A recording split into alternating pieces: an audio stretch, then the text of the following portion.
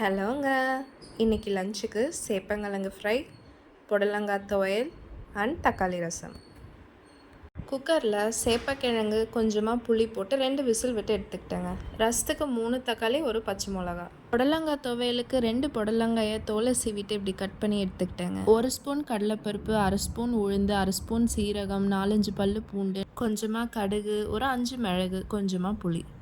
ஒரு கடாயில் 3 ஸ்பூன் எண்ணெய் விட்டு இதெல்லாம் வறுத்து எடுத்துக்கலாங்க. புளியை மட்டும் கடைசியில் போட்டுக்கலாம். வீட்டில் குழந்தைங்க காயே சாப்பிட மாட்டேங்கிறாங்கன்னு கவலைப்படுற பேரண்ட்ஸ்க்கு இந்த மாதிரி துவையெல்லாம் பண்ணி கொடுத்தீங்கன்னா இதில் காய் ஆட் பண்ணதே அவங்களுக்கு தெரியாதுங்க. இப்போ இதில் ஒரு கொத்து கருவேப்பிலை ஆட் பண்ணிவிட்டு கட் பண்ணி வச்சுருக்க புடலங்காயை இதில் சேர்த்திக்கலாங்க. ஒரு 5 நிமிஷம் வெந்ததுக்கப்புறம் 1 ஸ்பூன் உப்பு போட்டு ஒரு 5 நிமிஷம் மூடி போட்டு வேக வச்சுக்கலாங்க. இதுக்கு தண்ணி ஊற்ற தேவையில்லை. மூடி சிம்மில் வச்சு வேக வர்றப்பயே புடலங்காய் நல்லா வெந்துடும். இந்த குக்கரில் வைக்கிறதெல்லாம் முடிஞ்ச வரைக்கும் நான் இண்டக்ஷன் யூஸ் பண்ணிப்பேங்க. ஏன்னா இண்டக்ஷன் யூஸ் பண்ணுறதுனால கேஸ் கொஞ்சம் கம்மியாக செலவாகும், சீக்கிரமும் விலையாயிடும்.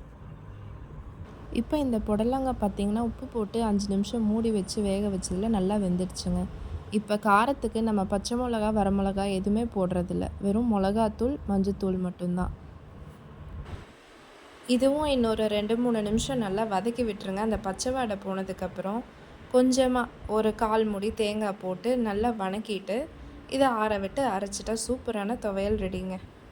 வெந்த கிழங்கோட தோலை எடுத்துகிட்டு இப்படி ரவுண்டாக கட் பண்ணிவிட்டு 2 ஸ்பூன் அரிசி மாவு, 2 ஸ்பூன் கடலை மாவு, கொஞ்சமாக மிளகாத்தூள், மஞ்சத்தூள், பெருங்காயம் இதையெல்லாம் ஒன்றா சேர்த்து பெரட்டி ஒரு பாத்திரத்தில் எடுத்து வச்சுக்கலாங்க.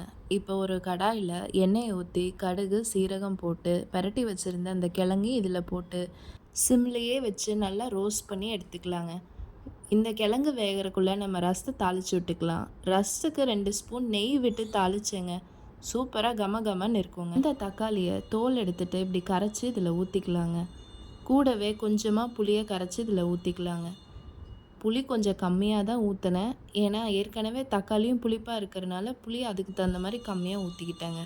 மல்லி, மிளகு, சீரகம் இதெல்லாம் அரைச்ச பொடி 1 ஸ்பூன், கொஞ்சமாக பெருங்காயம், கொஞ்சமாக மஞ்சத்தூள் இதெல்லாம் போட்டு முடிச்சதுக்கப்புறம் கடைசியாக இறக்கறதுக்கு முன்னாடி 1 ஸ்பூன் நாட்டு சர்க்கரை. இது கொஞ்சம் டேஸ்ட்டை என்ஹான்ஸ் பண்ணுங்க. இதெல்லாம் போட்டு கொதி வரக்கு முன்னாடி ரசத்தை இறக்கிட்டேங்க. இதெல்லாம் பண்ணிகிட்ருக்கறக்குள்ள துவையலுக்கு ஆற வச்சுருந்தது நல்லா ஆறிடுச்சுங்க. இப்போ மிக்ஸி ஜாரில் போட்டு நல்லா கொரகொரப்பாக அரைச்சி எடுத்துக்கலாங்க. அவ்வளோதாங்க, இன்றைக்கி லஞ்ச் மெனு ரெடி.